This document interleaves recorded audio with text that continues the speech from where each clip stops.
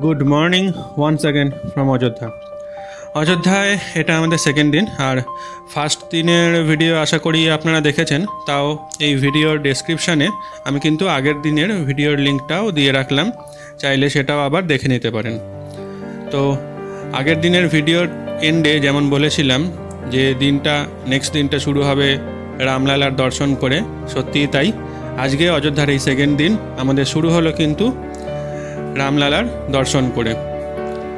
যেহেতু রাম জন্মভূমি মন্দিরের কোনো ক্যামেরা অ্যালাউ নেই, তাই জন্য কিন্তু এই টোটাল ভিডিওতে ওই মন্দির রিলেটেড বা রাম জন্মভূমি মন্দির বা রামলালা এই রিলেটেড কোনো ভিডিও ক্লিপিংসই কিন্তু নেই। যাই হোক, তো সকাল সকাল ভোরবেলা অনেকটা কম ভিড়ের মধ্যেই সুন্দরভাবে দর্শন সেরে তারপরে টিফিন করে চলে আসলাম গুপ্তার ঘাটে। গুপ্তার ঘাট নামটা কিন্তু অনেক রহস্যজনক। গুপ্তার ঘাটের এই নাম হওয়ার পেছনেও কারণ আছে বটে।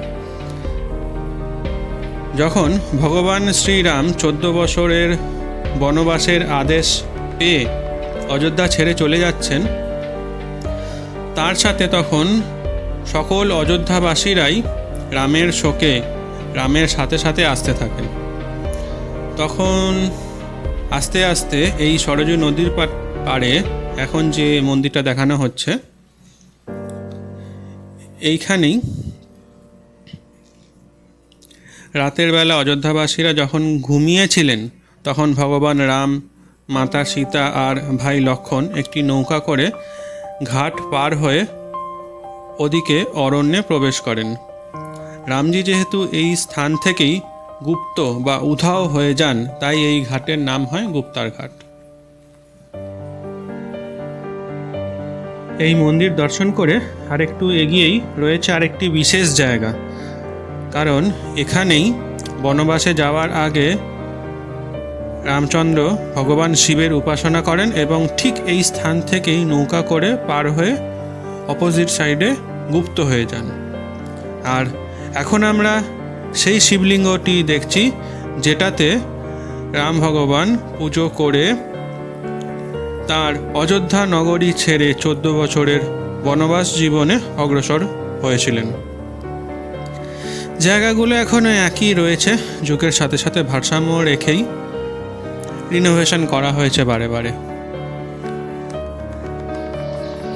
ভগবান রামচন্দ্রের স্মৃতিবিজড়িত এই জায়গাগুলো দেখে আরেকটা স্পেশাল কাজের উদ্দেশ্যে কানেক্ট হলাম। আমরা এখানে এসেছি এই স্পেশাল ডেটাকে আর একটু অন্যরকমভাবে কাটাবো বলে। আজ আমাদের নেতাজি সুভাষচন্দ্র বোসের জন্মদিন, আর তাঁরই সমাধি রয়েছে এই গুপ্তার ঘাটেই। 23শে জানুয়ারি রিলেটেড ডিটেল ভিডিও এর আগেও আমি এই চ্যানেলে দিয়েছি, তো আবারও এই ভিডিও ডেসক্রিপশানে সেই ভিডিওর লিঙ্ক দিয়ে রাখলাম, আপনারা চাইলে অবশ্যই সেটা দেখে নিতে পারেন। আমরা এখন রয়েছে এই গুপ্তার ঘাটের এই গুমনামি বাবা ওরফে নেতাজির যে সমাধিক্ষেত্র, এটা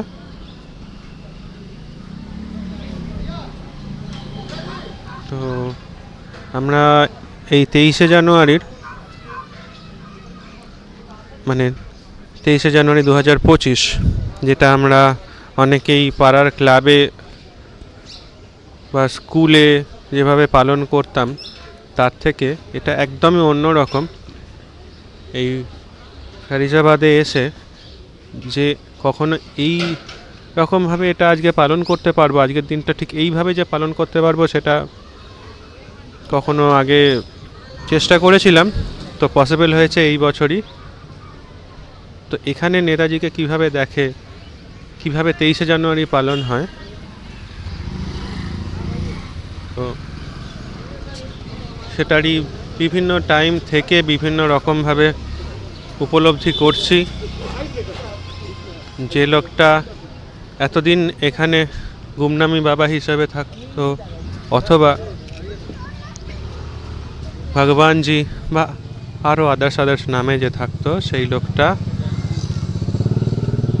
আজ তার জন্মদিনের দিনে তার জন্মদিন কিভাবে পালন হচ্ছে সেটা কিন্তু আজকে দেখছি এইভাবেই ঘুরে।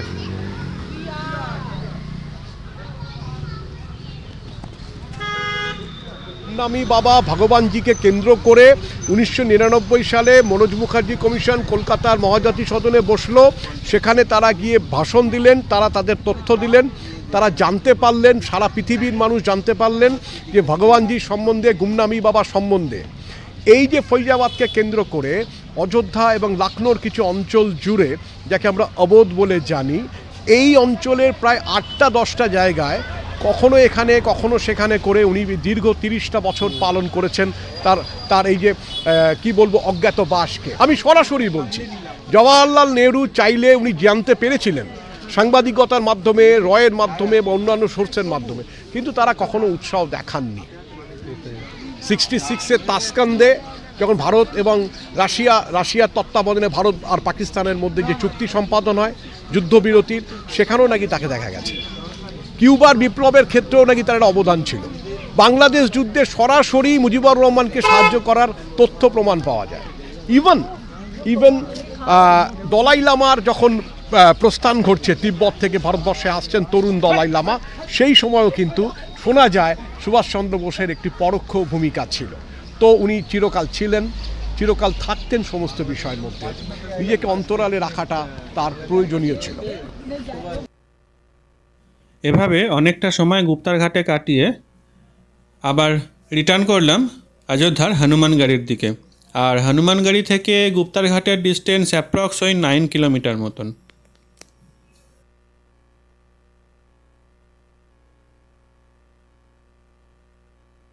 এবার গুপ্তার ঘাট থেকে ফিরে আমরা জাস্ট একটু লাঞ্চ করে এবার এগোচ্ছি আমাদের নেক্সট ডেস্টিনেশনের দিকে। আমরা যাচ্ছি দশরথ মহল। আর কালকে রাত্রিরে দেখেছিলাম হনুমানগড়ি, এই যে হনুমানগড়ি দেখে ওখান থেকে সোজা এই রোড ধরে যাচ্ছি হচ্ছে গিয়ে দশরথ মহল দর্শন করে তারপরে যাব কনক ভবন। তো আস্তে আস্তেই ভিড় ঠেলে আমরা আপাতত এগোচ্ছি দশরথ মহলের দিকে।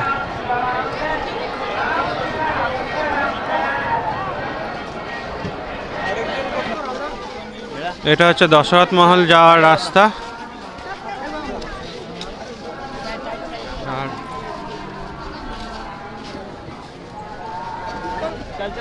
এই এসে পৌঁছালাম দশরথ মহলে।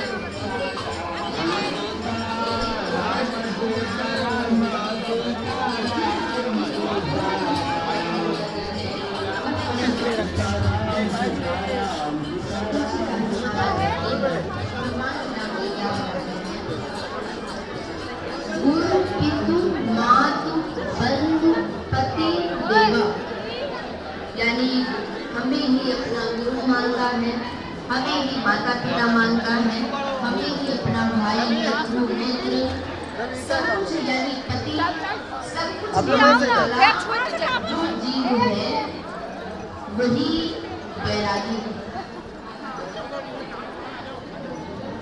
उसी को बैरागी कहते हैं। यहाँ पर भगवान श्री राम कहते हैं मन गुण गावत पुलक सरी। मेरे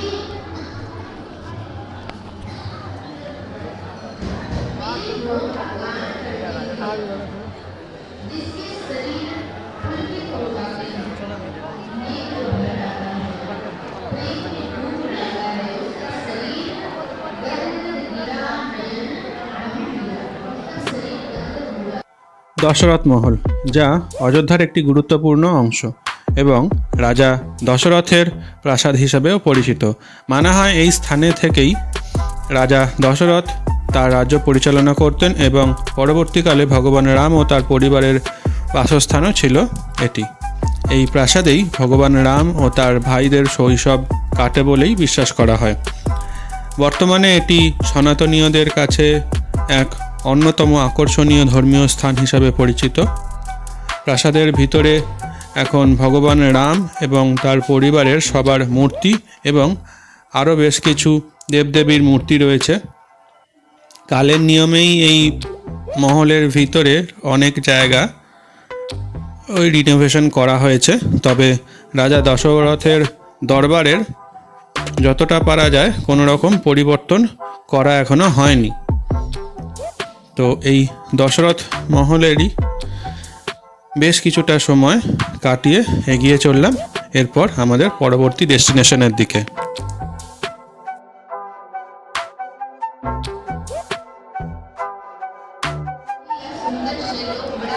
রয়েছে এখন দশরথ মহলে, আর এবার এখান থেকে বেরিয়ে যাব কনক ভবন। কনক ভবন যেখানে রাম সীতার বিয়ের পর দশরথ ওদের থাকার জন্য অ্যাজ এ গিফট হিসাবে দিয়েছিল।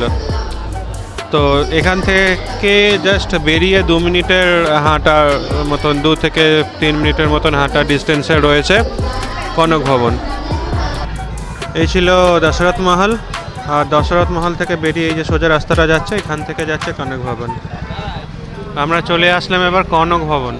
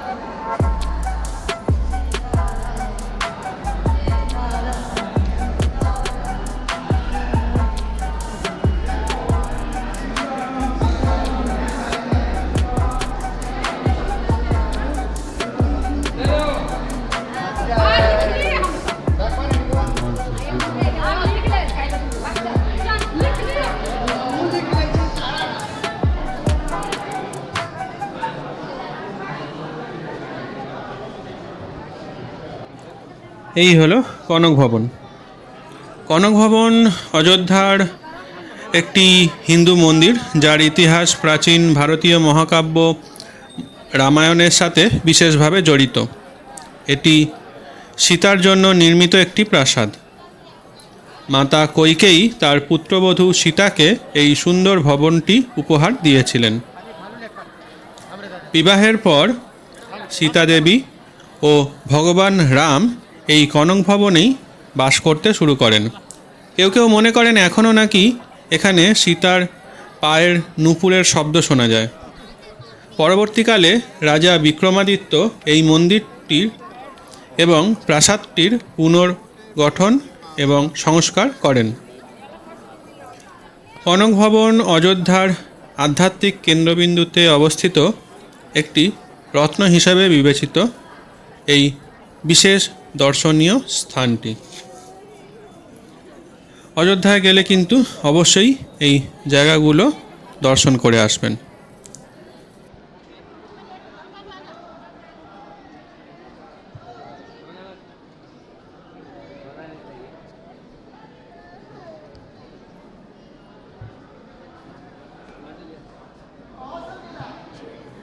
আপাতত এইভাবেই অযোধ্যা ঘোরা কমপ্লিট হলো আমাদের।